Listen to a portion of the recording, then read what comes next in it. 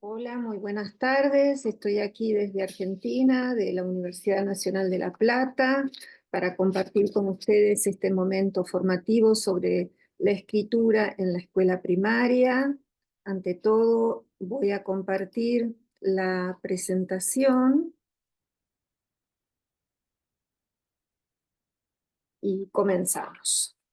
Quiero agradecer a la Universidad Nacional Experimental del Magisterio Samuel Robinson por esta oportunidad de volverme a encontrar con maestras y maestros de Venezuela. Eh, Estuve en Venezuela hace varias décadas y después por esas cosas de la vida es uno de los países latinoamericanos que no seguí frecuentando, así que estoy muy agradecida especialmente a Giovanni Amundarain por esta amable invitación. Bueno, les voy a empezar a hablar de Borges, porque Borges nos sirve para pensar en algunas prácticas de escritura escolares. Eh, Nos da pie a pensar ciertas cuestiones de la práctica de escritura escolar. Este autor es reconocido por ser un gran reescritor de historias. La biografía de Tadeo Isidoro Cruz, El fin, La casa de Asterión, son obras que reescriben otras obras. También sabemos que era un incansable lector y relector y un sistemático comentarista de sus lecturas de clásicos, de mitologías de diversas culturas y que leía en varios idiomas. Dejaba notas de puño y letra en los márgenes y en los espacios en blanco en las ediciones que leía. Marcaba en el texto, comentaba al margen, extraía citas. Esa lista de citas que se alcanzan a divisar en la imagen es un texto anotado por Borges. Las explica Piglia. Piglia dice que coleccionaba citas que apuntan en un mismo sentido, que usan la misma retórica o que utilizan la misma metáfora para definir algo. Algunas citas luego aparecen en sus sucesivas reformulaciones dentro de los propios textos, es decir, citas de otros autores, reescritas dentro de sus propios textos. También comentaba, corregía y anotaba ideas sobre sus propios textos ya publicados. Escribía ideas para continuar con ese texto o para empezar otro. Esas ideas surgían de la relectura de su propia obra.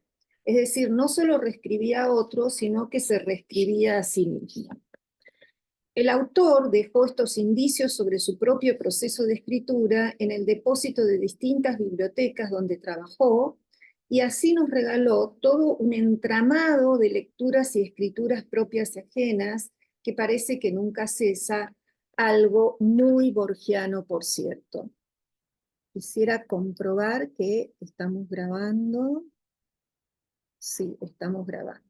Disculpas, pero ante la duda prefiero corroborar.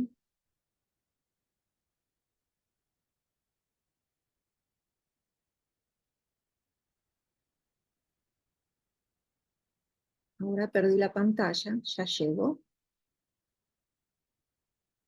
Ya estoy aquí. Muy bien.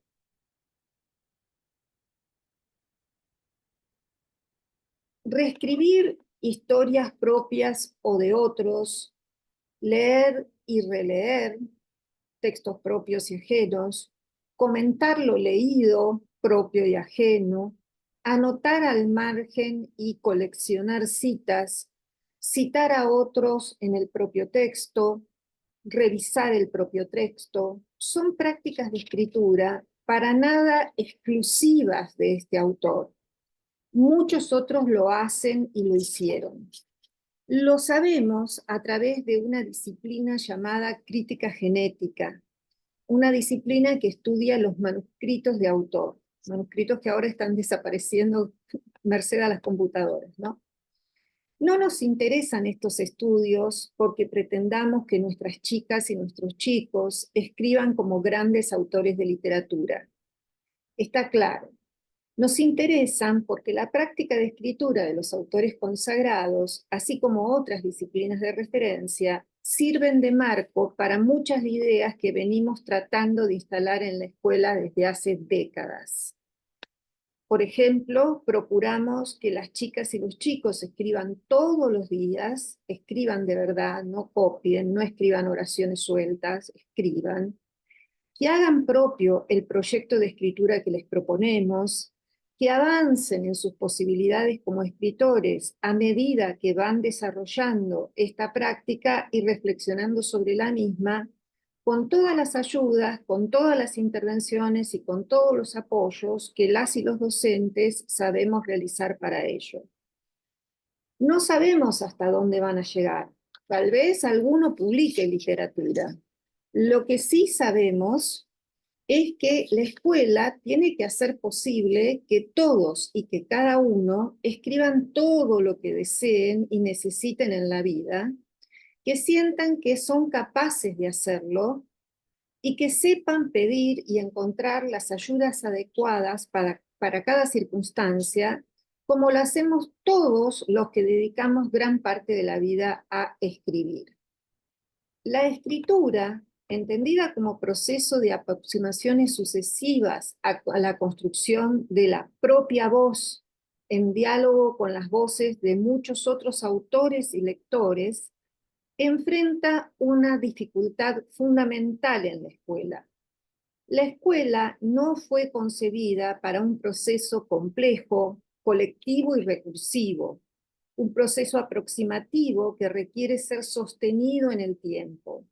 La escuela fue creada originalmente para acumular saberes fragmentados y externamente comprobables. Por eso, la escritura de verdad es tan difícil de ser enseñada en la escuela, pero es posible, y a eso me voy a dedicar en esta exposición.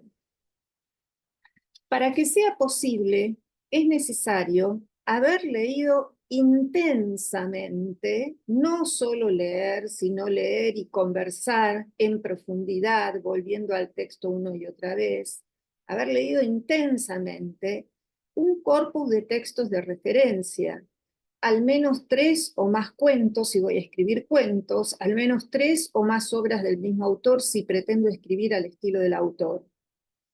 Sostener múltiples y diversas oportunidades de lectura es otra de las condiciones, comenzando por componer textos a través de dictar esos textos al adulto, antes de poderlos escribir convencionalmente por los propios medios, es decir, desde el primer día de clases, componer textos genuinos.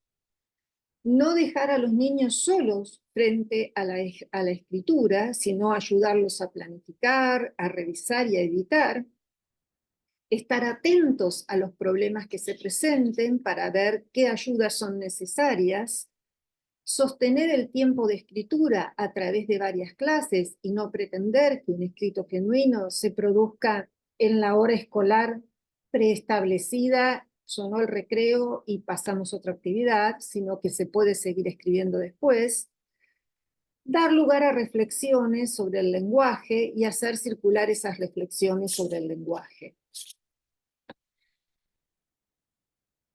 Sostener múltiples y diversas oportunidades de escritura, es decir, brindar situaciones de escritura por sí mismo, de escritura a través del adulto asiduamente, es la condición básica. Para aprender a escribir hay que escribir mucho.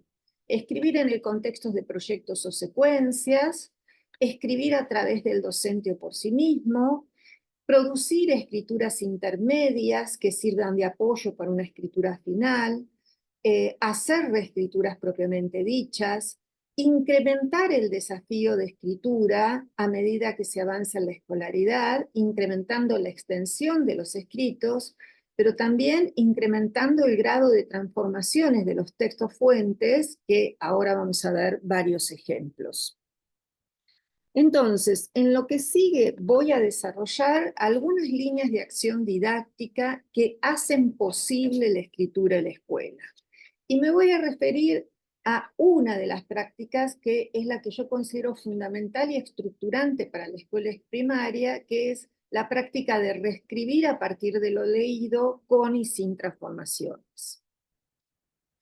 Como los chicos escriben cuando tienen algo que decir e ideas acerca de cómo decirlo, y como queda claro, nunca los ponemos a escribir sin tener algo que decir, la reescritura de historias leídas es una práctica central en el aula porque brinda un punto de partido para múltiples oportunidades. Voy a empezar por dar un ejemplo. Francisco y Lucas son dos niños de segundo que reescriben un nuevo episodio para una historia que han leído. Su primera escritura fue transcripta por la docente y los chicos releen y corrigen y a continuación escriben en un segundo día de trabajo sobre el mismo texto.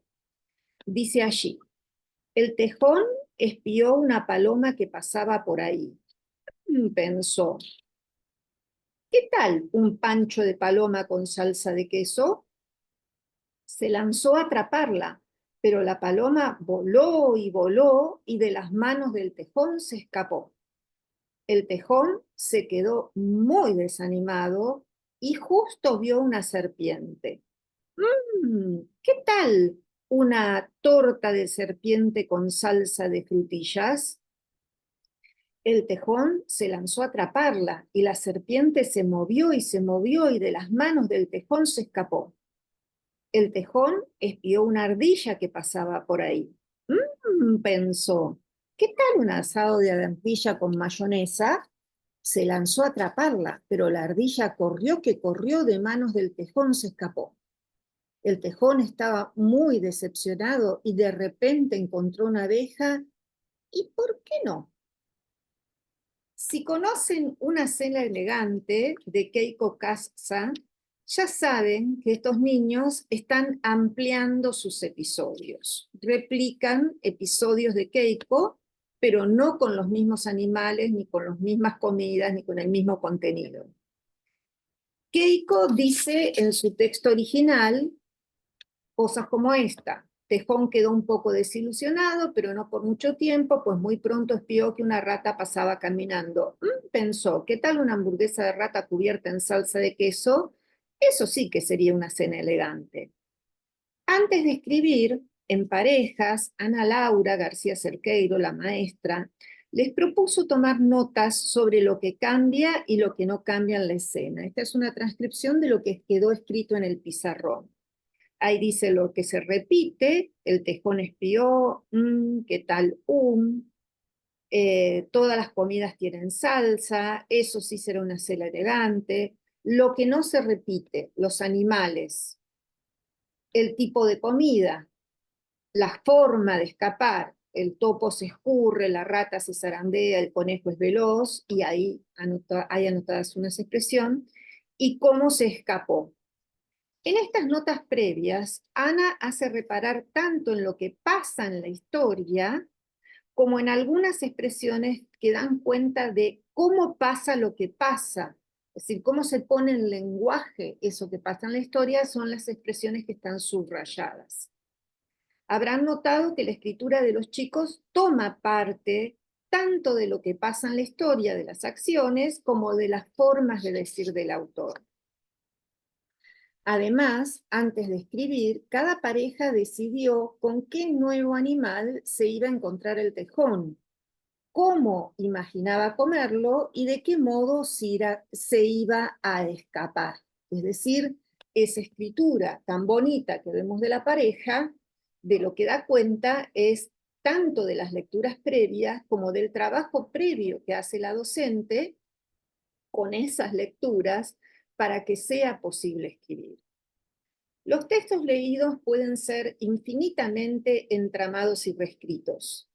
En términos generales, nada es absoluto, cuanto mayor distancia del texto fuente proponemos para la escritura, mayor es el desafío que enfrentan las y los estudiantes. Acabo de mostrar un texto de segundo, por cierto, ese texto de segundo es de una maestra en Uruguay.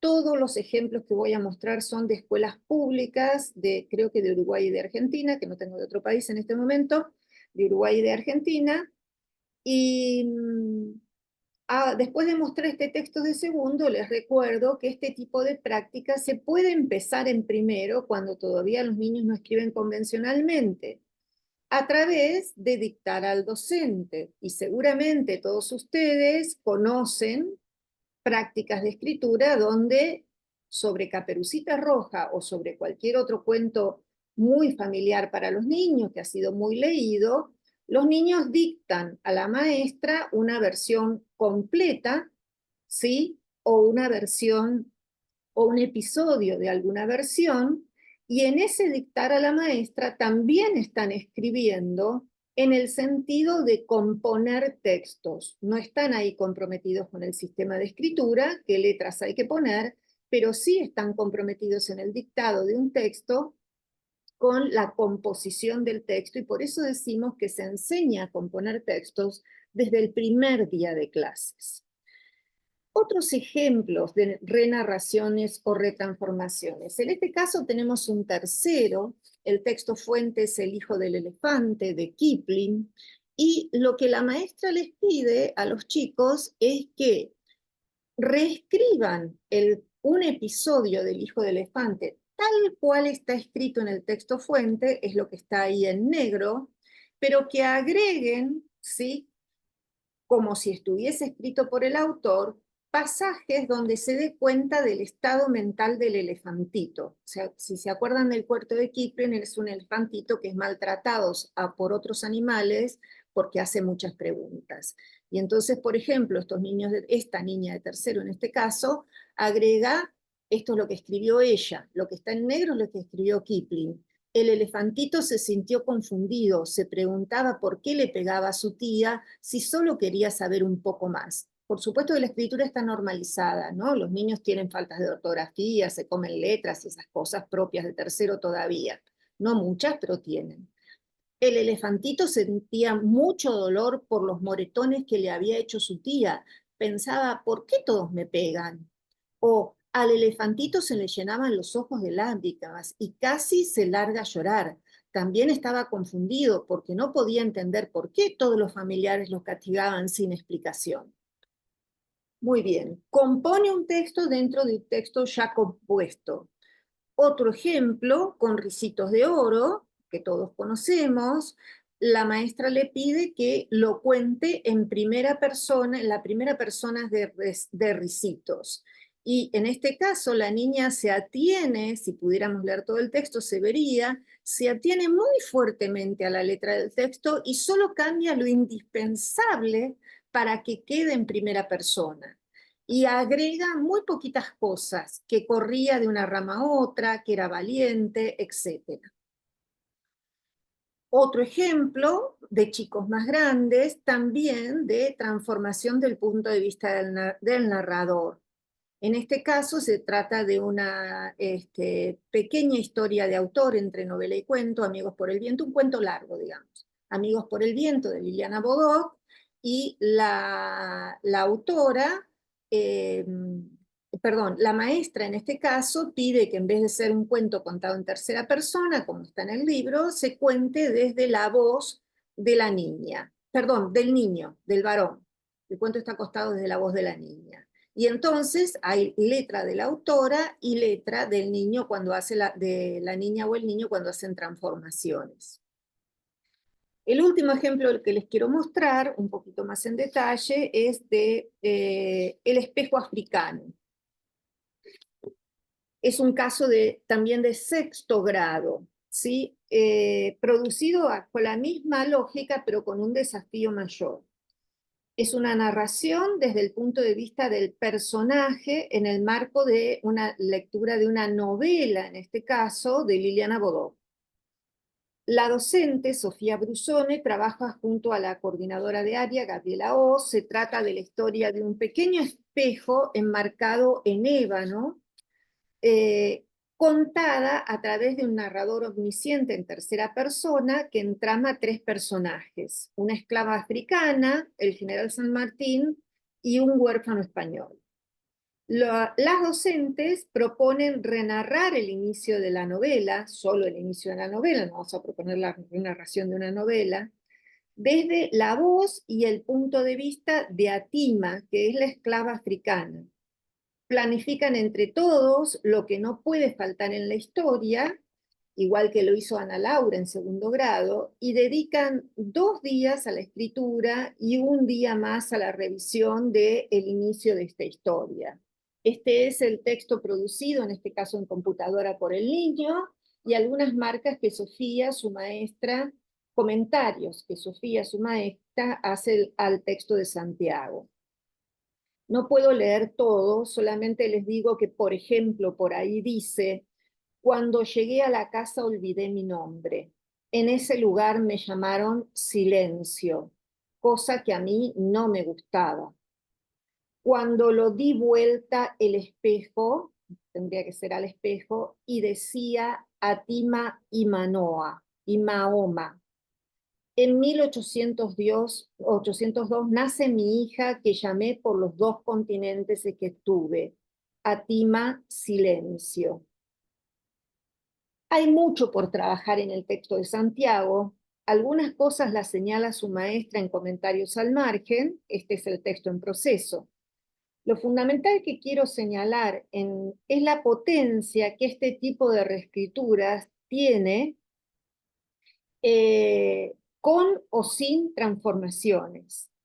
Por más errores que tenga el texto de Santiago, no hay duda de que asumió el proyecto de escritura como propio. Santiago se está esforzando por escribir desde el punto de vista de la esclava, porque está contando desde esa voz y el punto de vista de ella. Se verá hasta dónde logra avanzar sobre lo mucho que ya sabe sobre el escribir y la escritura. Finalmente, Sofía, como cualquier maestra, va a corregir las cuestiones normativas que queden pendientes. Lo que es indudable es que para Santiago esta práctica de escritura lo convoca, lo desafía, no es obvia ni sencilla, pero a la vez tiene un punto de partida desde donde comenzar a escribir.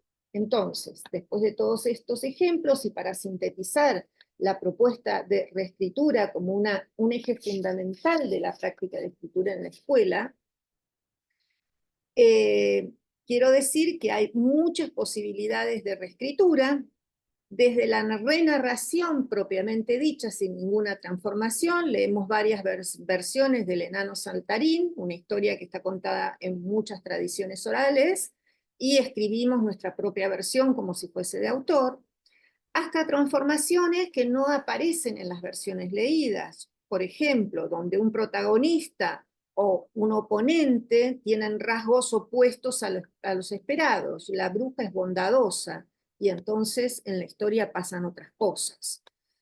Donde la voz y la mirada del narrador cambia de posición o perspectiva, ¿sí? Como algunos de los ejemplos que mostramos. Donde la historia se cuenta en otra clave temporal o espacial, se empieza a contar desde el final, por ejemplo. Un tipo de transformación particular es incluir otro género. Por ejemplo, producir un correo electrónico donde la bruja le escribe al juez desde la cárcel, donde fue a parar después de secuestrar e intentar a comer a los niños, ¿sí? Una carta es otro género distinto al cuento, o producir una noticia sobre la huida del héroe de las garras de Polifemo. Otro género, leímos una leyenda o leímos un mito y producimos una noticia. Otro ejemplo es la transformación de una obra de teatro encuentro, por ejemplo, Romeo y Julieta. Es un tipo de trabajo que reservamos para los que son un poco más grandes en la escuela, porque es bastante difícil la transformación de género. Con las renarraciones y los pasajes de género, no agotamos todo lo que es posible escribir en la escuela, pero señalamos prácticas que creemos que son potentes para formar a los niños como escritores. Ahora bien, para que estas prácticas de escrituras resulten productivas, hay que haber leído mucho, ya lo dijimos, y también hay que releer sobre lo leído para después escribir. Ahora me voy a referir a algunas situaciones que en orden cronológico estarían antes de la producción de estas escrituras, pero me interesaba empezar por las escrituras finales para tener un panorama de hacia dónde vamos. Cuando se lee o se relee para escribir, no solo se lee, en realidad se relee, porque tienen que ser obras que ya sean conocidas, ¿no? En realidad no solo se lee para leer, sino se lee para transformar el texto en objeto de reflexión. Se lee para buscar ideas y formas de decir y para apropiarse de ellas.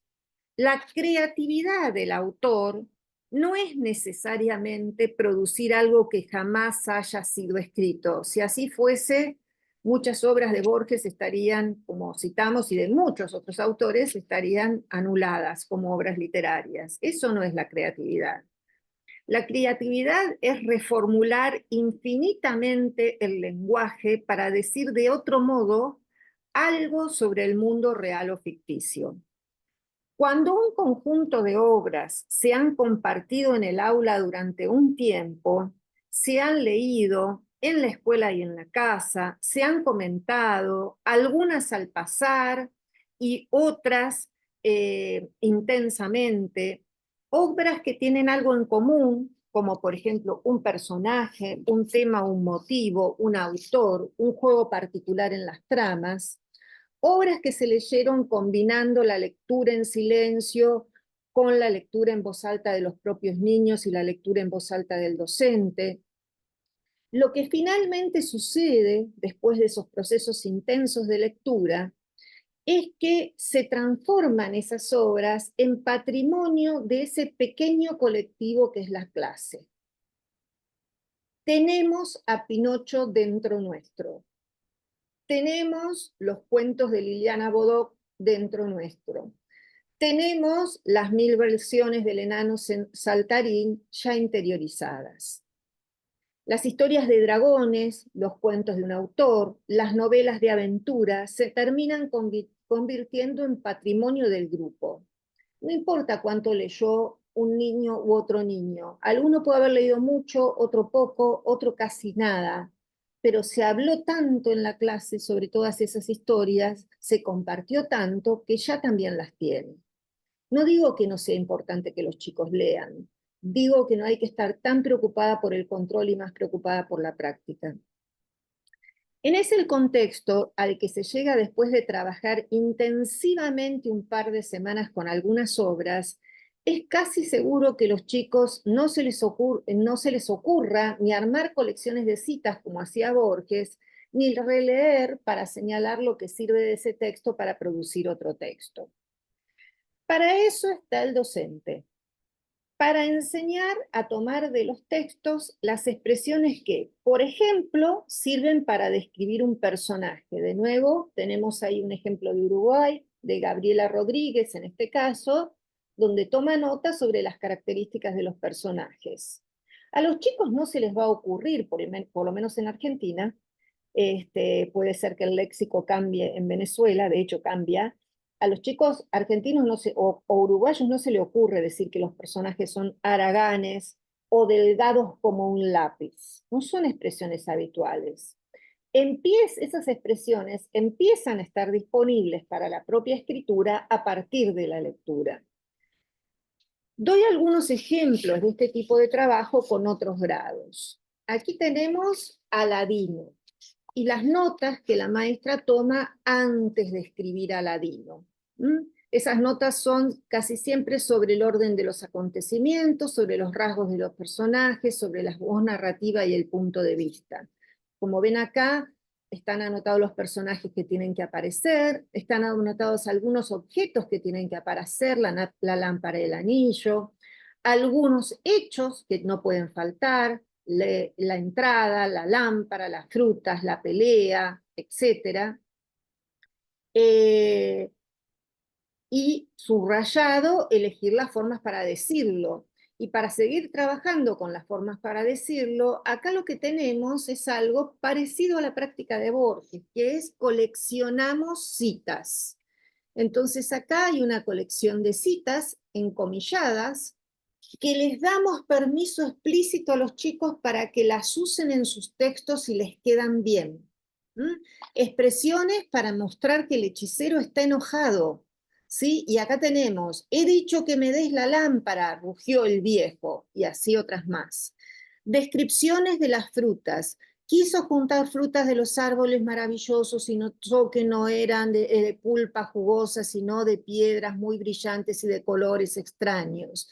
Citas que describen a las frutas en el texto fuente, en el texto del autor o en el texto de tradición oral que fue recopilado por algún autor.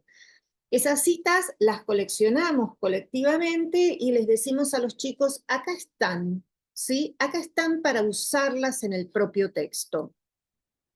Otro ejemplo, esta es de Amigos por el Viento, de sexto, y tenemos aquí citas sobre los rasgos de los personajes.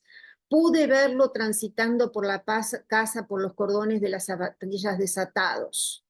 Y así siguiendo. Esto está dicho por la autora desde la voz de la niña. Los niños tienen el desafío de escribir lo mismo desde la voz del niño. Entonces tienen que inventar algo a partir de esto, donde cómo lo vio la niña al niño, al revés.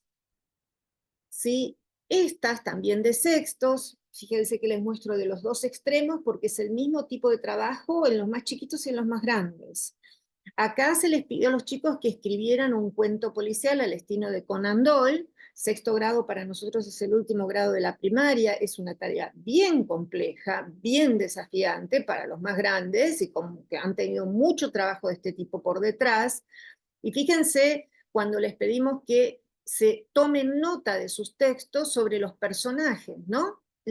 Esto mismo que está acá, que tomaron nota sobre Watson y Holmes, está transcrito acá para que lo podamos leer. Las notas que tomaron son que Watson dice, colega, compañero, único amigo, ayudante, asistente, que acompaña a Sherlock en sus aventuras, que forma parte de la historia, que Holmes explicaría con detalle lo que resuelve desde su punto de vista, que está de mal humor y cambia repentinamente, que el punto de vista desde donde se cuenta la historia es el de Holmes y que entre ellos usan en la relación formal, que es el usted. Todas estas notas se toman previo a la escritura, ¿sí? Para tomar la idea en las propias escrituras. No puedo mostrarles las producciones de los niños donde efectivamente toman estas ideas para la escritura porque sería interminable, sería un taller de varios días, ver todo el proceso de escritura de cada una de estas cosas, pero sí, por lo menos les muestro las notas tomadas. Por último, les estoy mostrando una de cuarto, del medio, expresiones para hablar de la luna.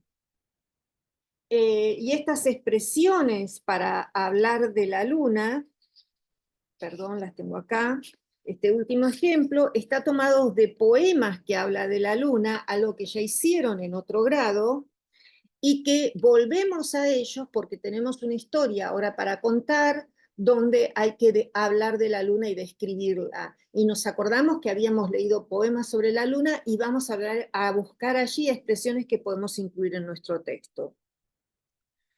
Está claro, esto que yo digo en 2 minutos, en unos pocos minutos, en la escuela, es todo un proceso que lleva tiempo, bastante, tiempo prolongado, y que implica revisitar las obras de leída, los temas, los autores, más de una vez. Para lograrlo, para lograr este proceso, hemos aprendido que nos sirven ciertas prácticas, hemos aprendido a través de muchas escuelas y de muchas aulas, por ejemplo, hacer punteos de hechos, de personajes o de objetos, siguiendo, apuntando al hilo argumental, qué acontecimientos, qué personajes, qué ambiente, en qué momento van pasando los hechos. Nos sirven ordenar los acontecimientos, plantearnos el problema antes de escribir, desde dónde se empieza a contar, cómo va a terminar la historia, si va a haber retrospecciones o anticipaciones en el tiempo, si va a haber momentos de simultaneidad, de aceleración, de lentificación. Nos sirve hacer listas sobre los rasgos de los personajes, como hemos visto, nos sirve plantearnos el problema del punto de vista y la voz narrativa que vamos a asumir en el texto, nos sirven muchísimo los repertorios de citas, de descripciones, de estados mentales, de inicios de finales, de objetos mágicos, nos sirven los cuadros comparativos entre versiones, nos sirve tomar notas sobre el estilo de autor. Todas estas escrituras, de las cuales mostré solo algunos ejemplos, son escrituras de apoyo o escrituras, las llamamos escrituras de apoyo o escrituras intermedias previas a la escritura. Y todas nos van a llevar a reflexionar sobre contenidos gramaticales o lingüísticos, tales como qué verbos declarativos usamos, qué tipos de pasado, qué recursos ponemos para cuando queremos expresar simultaneidad, qué recursos para expandir descripciones, y así siguiendo. No quiere decir que aquí se agote la enseñanza de estos contenidos, pero se va pasando por estos contenidos. Las condiciones para producir escrituras de apoyo que van a servir para preparar la escritura del texto que estamos apuntando, los que mostré en primera instancia, no se producen de cualquier manera. Hay ciertas condiciones que también aprendimos que son más productivas. Es más productivo cuando esas escrituras se producen colectivamente, en interacción con todo el grupo. Bastante tiempo hay que sostener la producción colectiva, en un texto, en otro texto, en otro texto, y más tarde, cuando los chicos están más acostumbrados a esto, empezamos a poner las escrituras producidas en pequeños equipos, como las que vimos de Watson y de Holmes, y a pesar de ello, que lo hacen en pequeños equipos, después volvemos a lo colectivo para compartirlas entre todos, porque no todos los chicos se van a dar cuenta de todo, y entonces compartir colectivamente hace que los que tomaron menos nota, reparen tal vez sobre algunas cosas más. Esas escrituras tienen que estar disponibles para recurrir fácilmente durante las situaciones de escritura propiamente dicha. Cuando se escribe en sucesión de acciones se evita hacer listas de construcciones verbales, porque si no, eso encorseta. Las escrituras son sobre contenido y forma, no solamente sobre qué voy a escribir, sino también las citas. Las citas remiten a las formas del lenguaje. Esas escrituras son guías flexibles que orientan la escritura final. Se pueden ir modificando en el transcurso. Si los chicos no se acuerdan, se recuerdan para que las tengan en cuenta. Y si los chicos se ponen excesivamente dependientes y copian esas escrituras y no hacen nada propio, se retiran para que piensen por sí mismos. Y generalmente es muy necesario intervenir para hacerlas presentes. Lo que tienden los chicos es a no tenerlas presentes si no hay un maestro que está recordando permanentemente que están allí. He intentado ilustrar que es posible escribir en la escuela cuando se instala un tiempo para leer y volver sobre las lecturas buscando ideas acerca de qué escribir y formas de decirlas por escrito, cómo escribir. Cuando digo ideas, me refiero a ideas como que un topo pueda imaginar a otro animal en una comida exquisita, que unos chicos sean abandonados en el bosque, que una anciana pida ayuda para cruzar un arroyo y a cambio conceda un deseo. Esas ideas sobre el mundo ficcional, ¿de dónde las sacamos? De la lectura.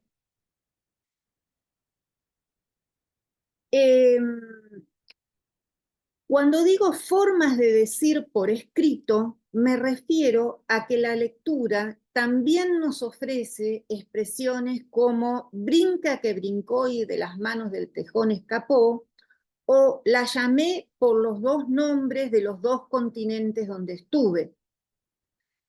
Esas expresiones, esas construcciones lingüísticas, las tomamos prestadas de los autores y las incorporamos a nuestros propios escritos. Y progresivamente vamos haciéndolas propias y transformándolas cada vez más hasta encontrar la voz propia.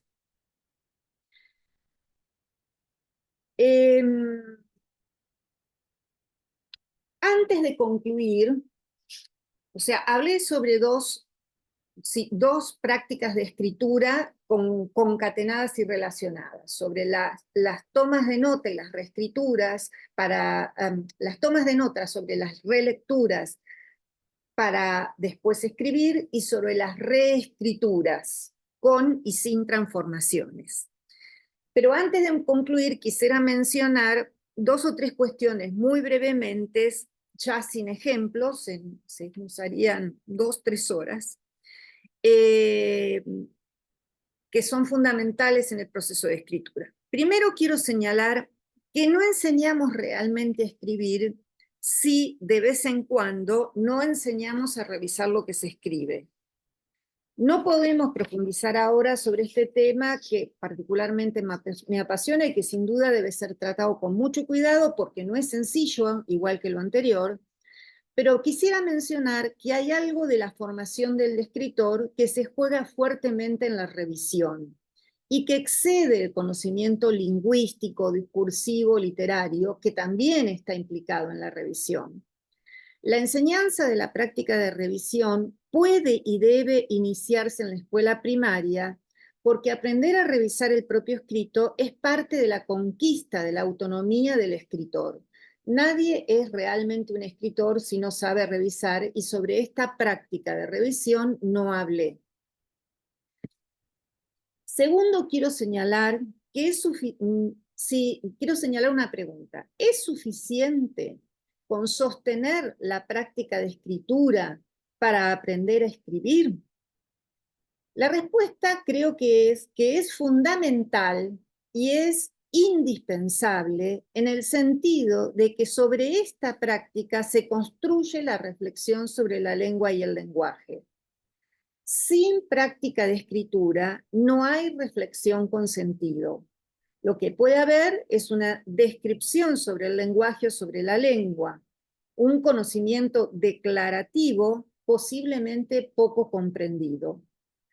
Cuando se va avanzando en la escuela, además de estas prácticas de escritura, también se necesitan secuencias más decontextualizadas acerca de algunos problemas recurrentes en las escrituras producidas. Por ejemplo, sistematizar los recursos para no repetir innecesariamente, reflexionar sobre la separación o no de los pronombres antepuestos y pospuestos, advertir los usos diversos de los tiempos verbales, entre muchísimos otros contenidos. Sin olvidar nunca que en la primaria el tiempo didáctico de la práctica de escritura es el fundamento para la reflexión, y que muy probablemente las reflexiones iniciales en las primarias no concluirán en ese nivel. En Argentina, supongo que en Venezuela también, la escuela secundaria, es decir, la que sigue a la primaria, también es obligatoria, es decir, a nosotros después de la primaria nos quedan 5 años para seguir sistematizando contenidos gramaticales. En tercer lugar, mis últimas palabras en esta exposición son para quienes sientan que hoy no son capaces de enseñar a escribir en la escuela, porque ellos mismos o ellas mismas, docentes, no son tan buenos escritores y tal vez tampoco muy buenos lectores. Dije sientan, no sean.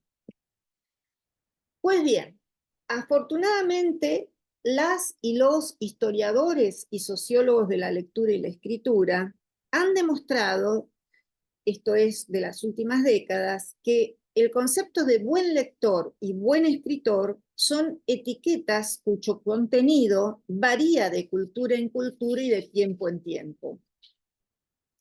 Lo que hay son lectores y escritores diversos, lo cual no significa que no nos preocupemos por seguir formándonos, pero mientras lo hacemos, recordemos que todos, por momentos, sentimos que no escribimos bien.